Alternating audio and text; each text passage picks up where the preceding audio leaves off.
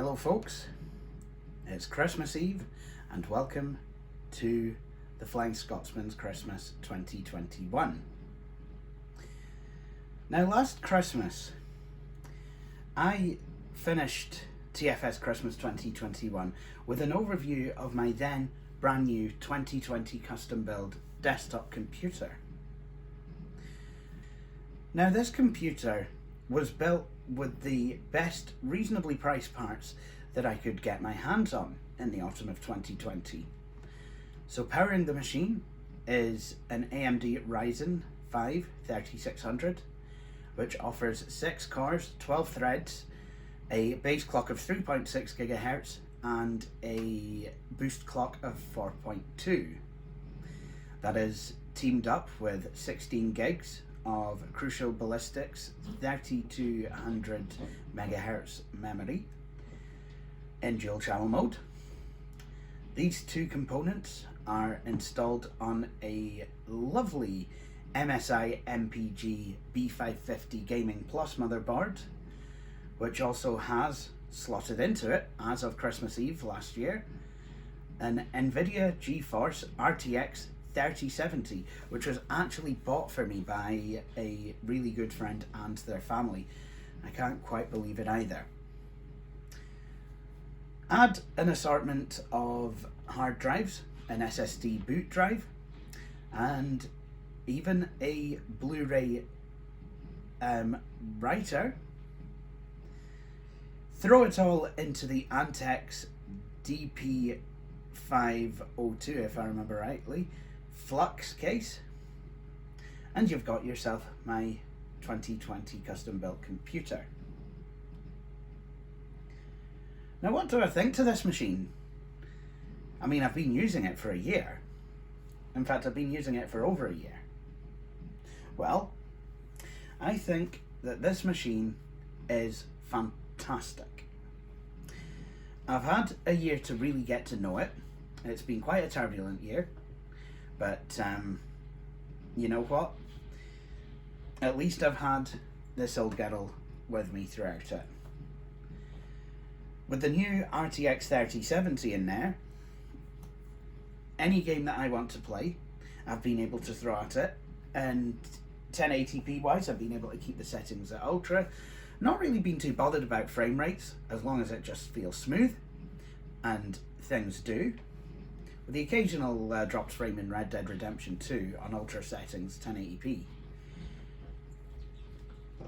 But what is most surprising is the AMD processor. My last AMD desktops were disaster zones, if I'm honest.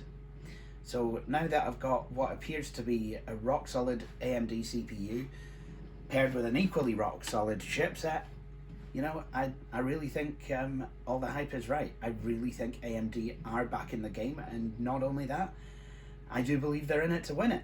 And I think thanks to 4 or 5 generations of AMD Ryzen CPUs, I think it's starting to make Intel actually wake up and smell the burning coffee beans. But enough about me prattling on about how this PC made me feel. Why don't we power this thing up? Don't mind my Christmas card. It was from my parents.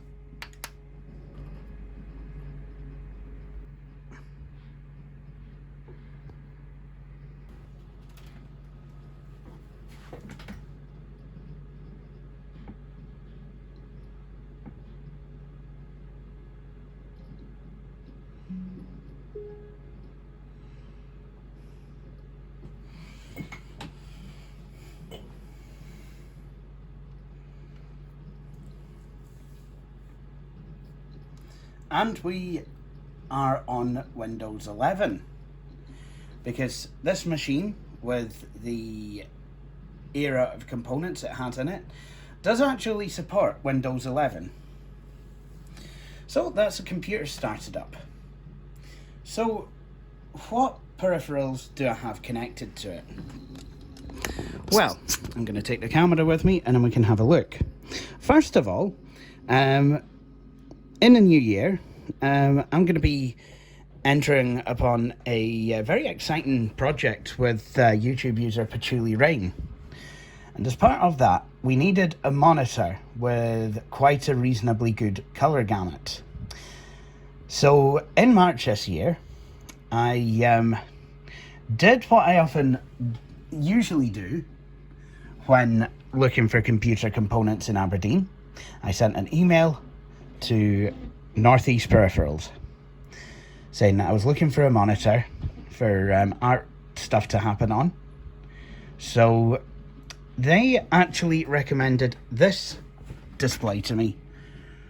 This is the BenQ BL2420 PT, if I'm correct. If I'm not, I'll throw it in the lower third. And this monitor, my MacBook Pro registered it as having 10-bit color, but Windows only registers it as having 8-bit color. When I say 8-bit color, I mean 8-bit per channel, rather than 256 colors overall. So this monitor, regardless, does offer beautiful color reproduction. And it has a resolution of 2560 by 1440. So that makes it a 1440p monitor, and it also means I need to actually increase the text size on my desktop just for day-to-day usage now, because it's still a 24-inch monitor. That said, it's the best monitor I've owned, even better than the HP ZR22 monitor that I used to have back in the early 2010s, which, you know, I kind of miss having that because it was a really good screen. So that's the screen. And if we go down the way, we see the keyboard. Now this keyboard is a Red Dragon. I'm not sure what the model number is, but I bought it on Amazon in January, and it's been really good. If I were to grab a switch puller and try and do this one-handed, I really should re-tripod my camera now.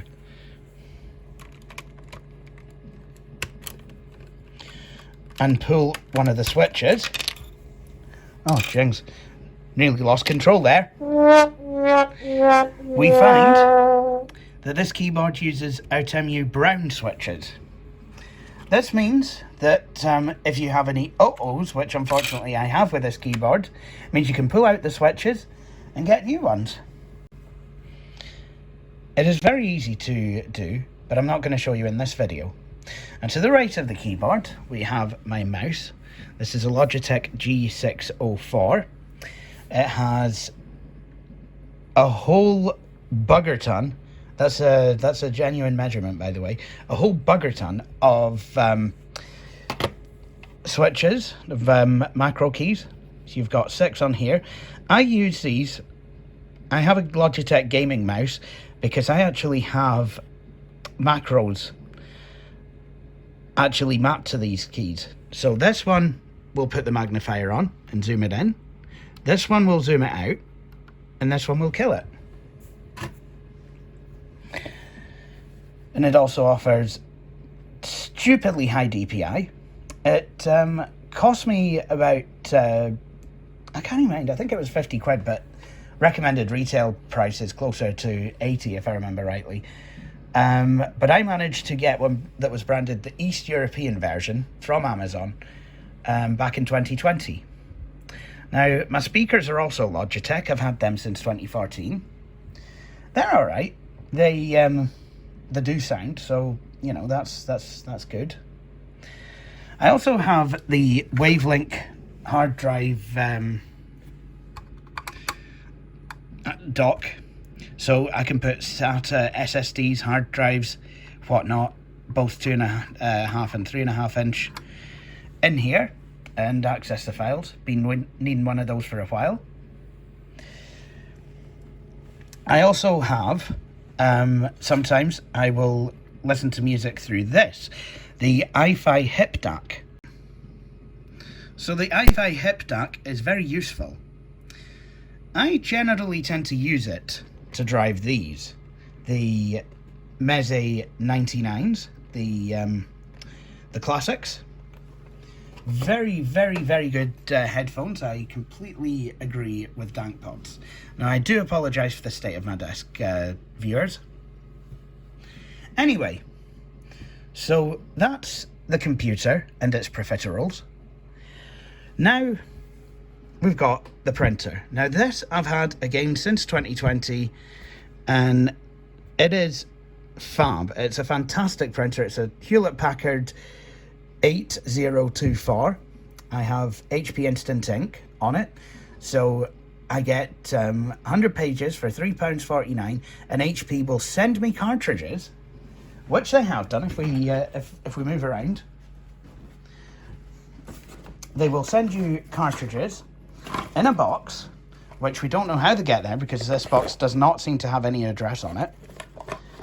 But so when my cartridges run out, I just use some out of this box.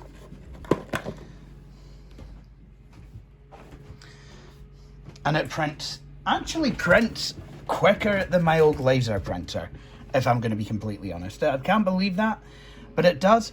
And I know there's stuff on the printer at the moment, but we do have a document, an automated document feeder. The printer has a duplexer. It's been very useful for me because I've been able to make Christmas cards on it without having to manually turn the paper over and put it in. So that's the entire setup. Oh yeah, and the Samsung C01U mic, very good. And I use that for voiceovers. And an Xbox One S controller connected via the Xbox controller dongle. Fantastic. So, now we've had a look around the machine, let's use the damn thing. So, I use this computer for quite a lot of things. From running AAD Retrofest, to doing bits of work, logging into my computer at the office, playing games, making videos, making Christmas cards. Pretty much anything I can do from this desktop. But you'll probably be wanting to know how it runs. Well, let's go ahead and launch 3D Mark, which I have just downloaded for the sake of this video. I did run a 3D Mark test at the beginning of the year when I added the RTX 3070, and I was quite pleased with the score that I got. But guys, just as a wee warning, benchmarks really don't mean all that much. They can give you a quantifiable idea of how a computer is going to run, but at the end of the day, it's the best way to gauge how a computer is going to run is to try and use it to do things that you would do on it. Because there's certain behaviors that certain CPUs will have, certain chipsets will have, certain GPUs will have, that won't really be taken into consideration. And some components are better for one thing, some components are better for another thing. So, like I said, a benchmark really is only going to give you some idea of how your computer is running. So what I think we're going to do is run the Time Spy demo, because that is the one that's most commonly run on these things.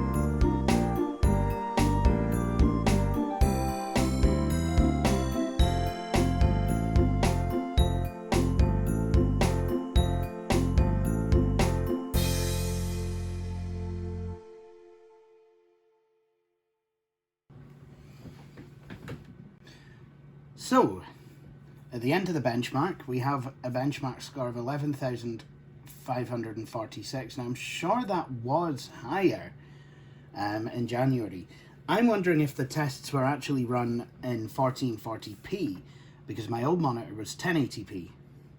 If we use a magnifier, system information, display one, 2560 by 1440, 125% DPI scaling. Settings used. Yeah, I wonder if it did. That'd be interesting to see if I put it back to 1080p. So we've got some scores. Not sure really what these all properly mean, but certainly we didn't look to have any CPU drop off at all. But what we did have is a wee spike where it seemed to run at 6.8 gigahertz thereabouts. Not sure, I think that's a fluke. I'm not sure I can boost clock that high. But yeah, the fan did ramp up slightly on the CPU test. So we have detailed scores and what have you. I wonder if I can share these scores. If I can, I will see... Oh yeah, I probably can. So I will save those. J-PC benchmark. Whoops, why am I... J-PC benchmark. I'll see if I can share those online, and if I can, I will link in my video description so you guys can pore over my PC. Now, one thing I will say that could do with being upgraded is the bulk storage. It's not that there's not enough, there is. There's a 4 terabyte drive for my games and a 6 terabyte drive for my data. The only problem is that storage is spinning rust, as my online friends would call it. It's a traditional hard disk drive. And while a hard disk drive is perfectly fine most of the time for regular data storage, in fact, generally it is, I do have games running off of a hard drive. Now that, even a couple of years ago, wasn't such an unacceptable thing, but now even the consoles are moving to NVMe SSDs or something similar. So I wouldn't mind getting at least a SATA SSD for my games. Trouble is, 4 terabyte drives are prohibitively expensive. Now, in March, I did buy a 2 terabyte NVMe SSD for my laptop so that I could do videos and, do it at Patchouli Rain's place. That wasn't cheap by any stretch of the imagination. That was hideously expensive. And obviously with SSD prices fluctuating wildly, yeah, 200 quid nearly for a 2 terabyte drive. 4 terabyte drive, you have to have won the lottery or something. Maybe not, but I just can't afford that. So, what have I been doing on this machine then? Well, I have actually been playing one of my favourite games, and anyone who knows me, especially the like of Patchouli Rain, Patchouli Rain will tell you that I have been going absolutely gaga for Red Dead Redemption 2. I nearly said Lady Gaga then, that's not right. And she is sexy and everything, but yeah. That's not the subject of this video. So, we are in the game of Red Dead Redemption 2. I have played this... Basically, I think I'm on playthrough number 5 now, since I got it last Christmas as a wee present to myself. Okay, girl. Been a while. Yeah. No, it hasn't. Oh, James Crivens. This video nearly became a video about equine homicide. That's terrible.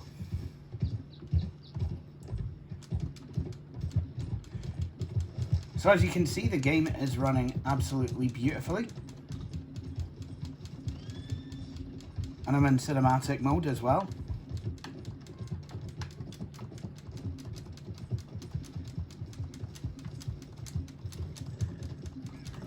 I do tend to run this though at 1080p. Now I'm sure if I turn down the settings, you know, and I know that there's things about, oh well, you don't need ultra settings. Sure, if I turn down the settings, I could probably get it to run quite nicely at 1440p. And it does kind of run well at 1440p. Yeah, that's what I was thinking as well, Arthur. But,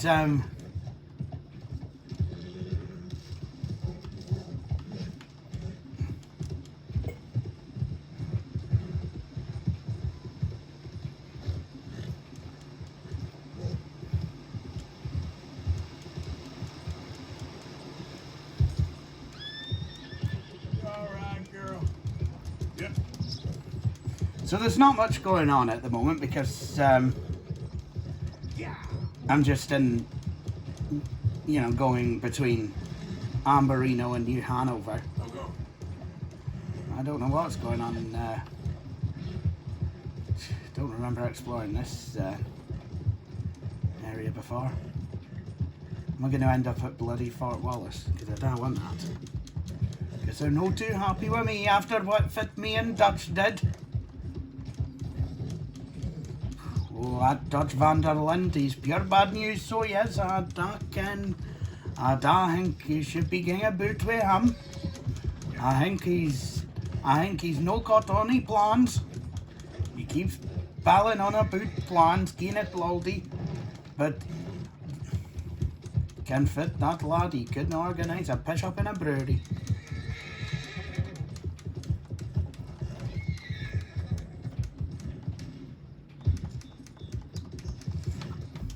Let's see if I can take you guys to Valentine.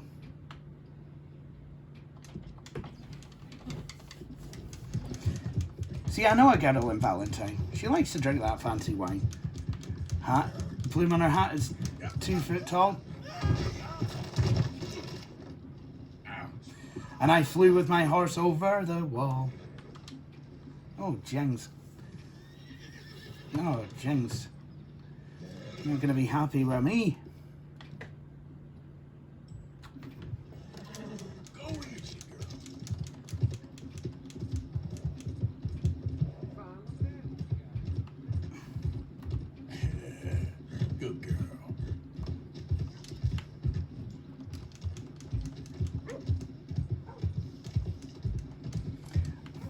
Actually, I've got an errand to run in Valentine. Why don't I take you all with me? Got some kind of rock in your boot? Yeah.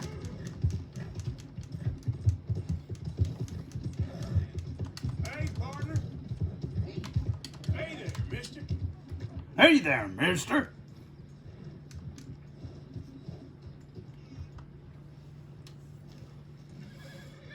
I think I can do an Arthur Morgan. Christmas dinner! Now that would be Arthur at Christmas. Here's Arthur Morgan at the first Thanksgiving. Thanksgiving dinner!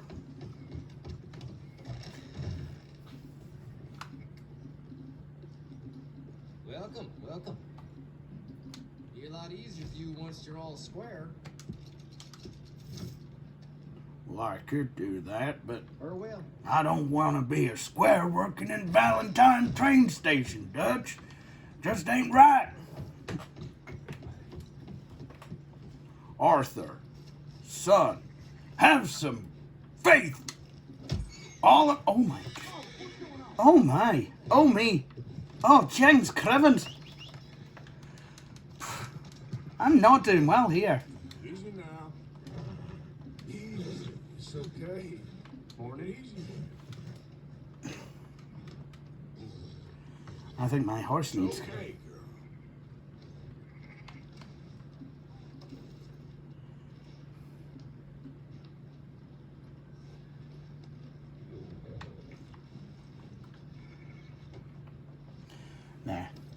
She looks a lot better now.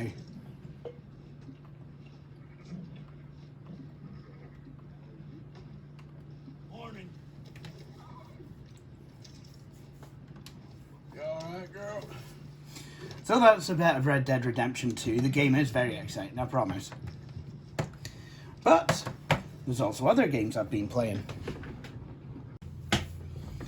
So the new Forza Horizon is finally out, and I've been playing some of it. Thanks to the Xbox Live Game Pass. What I like about Xbox Live Game Pass, as opposed to Google Stadia, is that you get to have the games on your own hardware. What I'm not too keen on, though, is games as a subscription service being the only one. Oh, look, they've decorated for Christmas. I like that.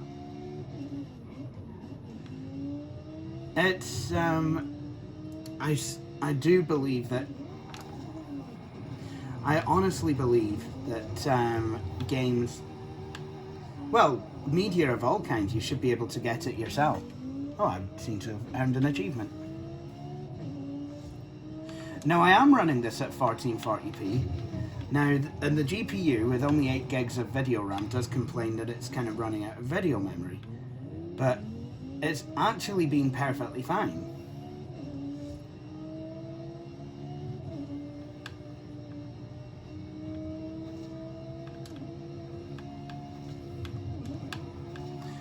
Now, since I built this computer last year, I have made an upgrade to it, and that's actually just kind of put me onto the next thing about this computer. I still have the original boot SSD in here, the Crucial SATA 480 gig SSD, but in the summertime I added an NVMe drive. I think it was a Crucial P2, 500 gigs. It was a lot cheaper than the SATA SSD. But you might be wondering why I've done that. Just to get 20 gigs more on my boot drive, and maybe a wee bit of speed because it's NVMe. Well, let me show you something.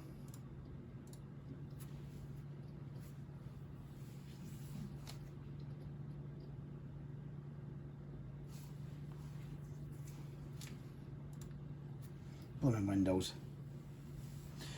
And Windows 11 is going quite well. I can actually use the Windows magnifier with the Mumble voice chat application, which I couldn't from Windows 10 build 2004 and up. But it's still not completely finished. However, if I reboot this machine and go into the boot menu, I have Windows and Ubuntu. Yes, folks, I have managed to dual boot Windows and Linux, and have Linux working with Secure Boot, which is now required for Windows. Now, I'm going to be honest, I've not done much in this environment, but it does actually appear to work. I have the whole desktop scaled up to bloody hell. Have not actually tried any games on here yet, but let's see, what do I have? I guess we could play one now, actually. Blimmin', something's crevins, that is, oops. That is the quickest I've ever seen that load up. So I'm just going to go for an offline account. Would I like to play a tutorial of the game? No, I would not. Right, graphics. Blur effects, no. Full vertical sync. Full screen. There we go. You can see how much an SSD really makes a difference.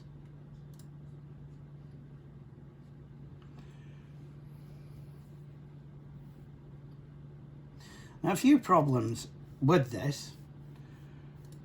I have had difficulty in... Why don't we...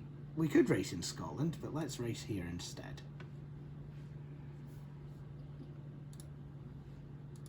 And I forget how to play this, so this is going to be entertaining. I've been unable to get my Xbox controller to work using the dongle. I'm sure it would work if I plugged it in directly. Oh, me! That...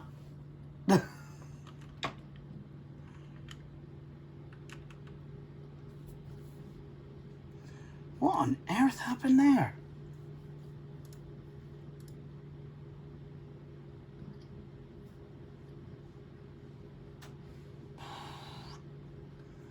That is not good.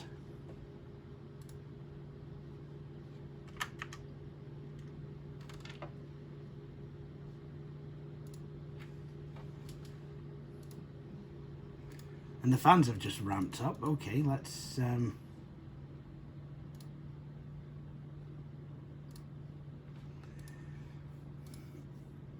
Okay, let's see if I can try this again. Obviously, this system uses an NVIDIA card, and Linux and NVIDIA don't tend to get along too well.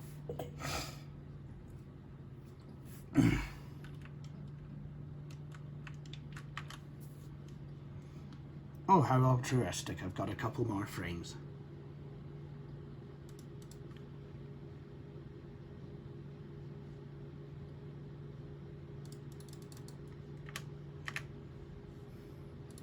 So, looks like I'm going to have to now go back, exit the race, turn down the blooming resolution. Oh, can only do it. Oh dear. So I think as a proof of concept, what I need to do is go back into Windows. But there you go, there's a Linux desktop.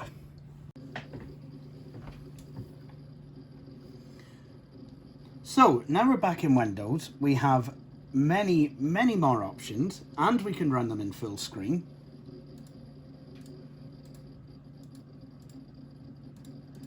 Including some resolutions that don't seem to be supported, like 3620 by 2036. That's it's kind of like 3K.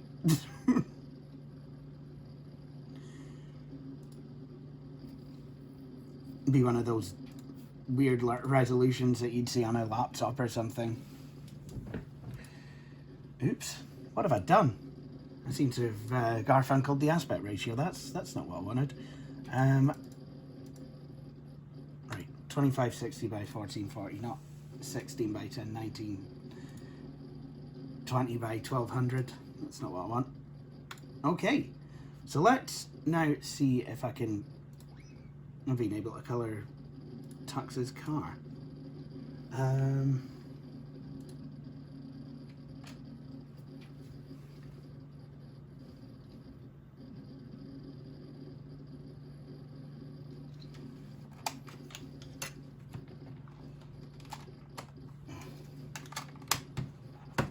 Now the Xbox controllers went to pot a wee bit. That's not what I wanted.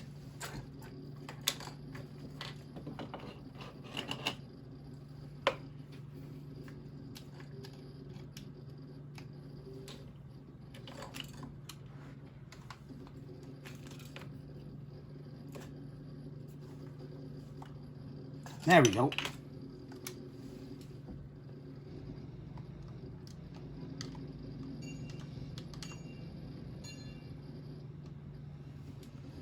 There we go.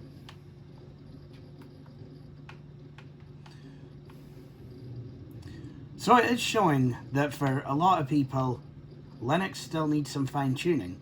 And I know I could go to Pop OS, but to be honest,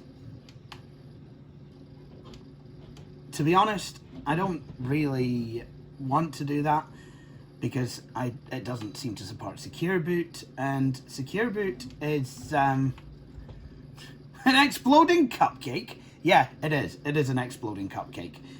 No, Secure Boot is needed for Windows 11, and obviously I still need Windows for a lot of things. But I am trying to use more and more Linux desktop if I can. I've switched over my computer at AAD to Linux, so that uses Kubuntu. And the reason for that is because that uses Lux Encrypt, because it doesn't have a TPM, which makes things easier. Now, with the Windows 11 requirements, I will be honest, I think Microsoft are very tone deaf with this, because people just can't get a hold of equipment necessarily. And I think, you know, we're going on about e-waste and what have you. You know, for Microsoft to turn a bunch of really quite capable computers into e-waste it's just completely unacceptable. I'm sorry, but that shouldn't be allowed to happen. At least people with AMD boards are quite lucky, because with AM4, even the lowly A320 chipset now supports 5th gen Ryzen CPUs. So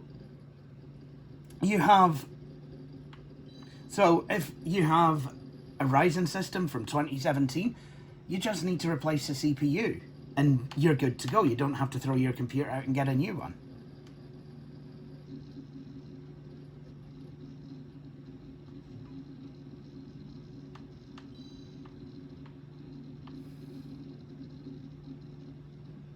Oh, a banana skin. That's maybe not a good idea. We know what trouble banana skins have caused in this household.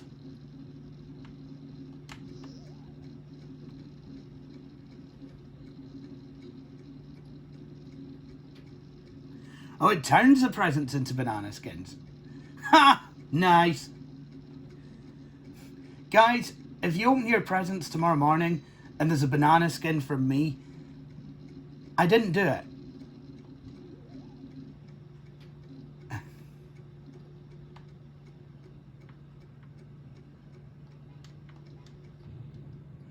Oh, that's what that ticket was.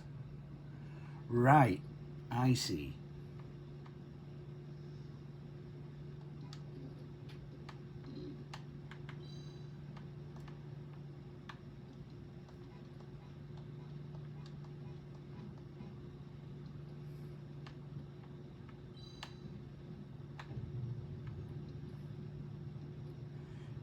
I'm actually in front of the back here, so just going to be following that bowling ball around the track now.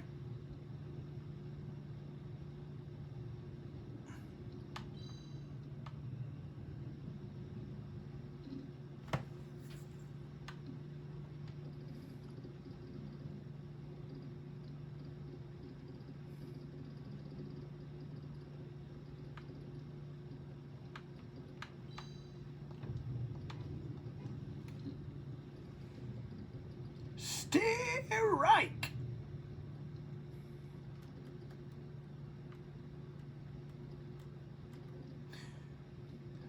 So this game that I'm playing now, Super Tux Kart, it's an open source game that's been around for quite a while actually. And it's obviously a clone of Mario Kart. So there we go.